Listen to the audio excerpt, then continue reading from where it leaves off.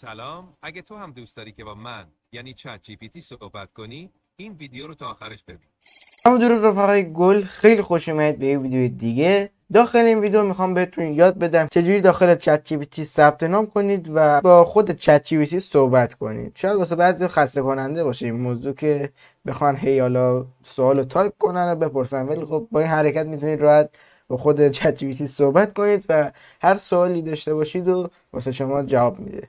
حرفی نمیزنم، لایک و سابسکرایب به چنل فراموش نشه. بریم سراغ آموزش. خب این روشی که الان قراره بهتون بگم هم روی موبایل جواب میده هم روی سیستم، که کافیه که فقط بیاید سرچ کنید چت جی پی تی و روی سایت چت جی پی تی بزنید، صبر کنید تا بیاید و حتما هم از یک وی پی ان خوب استفاده کنید، چون حالا بعضی وی پی ان ها رو میشناسه و میگه که از وی پی ان استفاده کردی و خب دیگه داستان میشه. البته از الکترو هم میتونید استفاده کنید، ولی خب روی گوشی این موضوع دیگه جوابگو نیستش. خب اول از همه کافیه که بیاید روی گزینه ساین اپ بزنید و اینجا حالا میتونید خودتون هم ایمیلتون رو وارد کنید، همین که با حساب گوگلتون مستقیم وارد شید، که من حالا همین حساب گوگل انتخاب میکنم.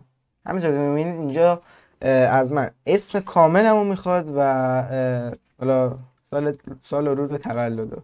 خب من مشخصات رو وارد کردم. حالا این تاریخ رو میتونید خودتون حالا یه عددی بزنید، ولی خب ترجیحاً رو بالای 18 سال بذارید.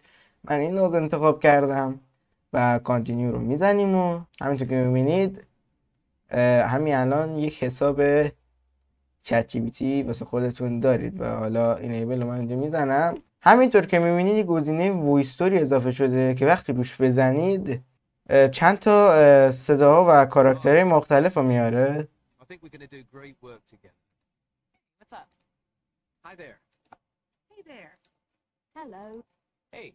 این صداهای مختلف داره. من برای مثال این انتخاب میکنم. اینجا از من دسترسی میکروفون رو میخواد و سلام. خب این هنوز فعلا هنگه. میتونی با من فارسی حرف بزنی؟ حتما. چی میخوای بدونی؟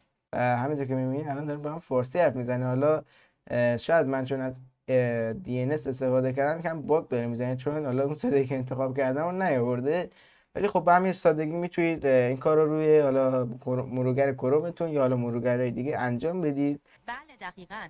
تنظیمات DNS میتونه تاثیرگذار باشه. بعدش میگفتم اینو میتونید روی حالا تمام مرورگراتون استفاده کنید این حرکت‌ها، ولی خب روی گوشی هم حتی برنامه چت جی پی تی هست.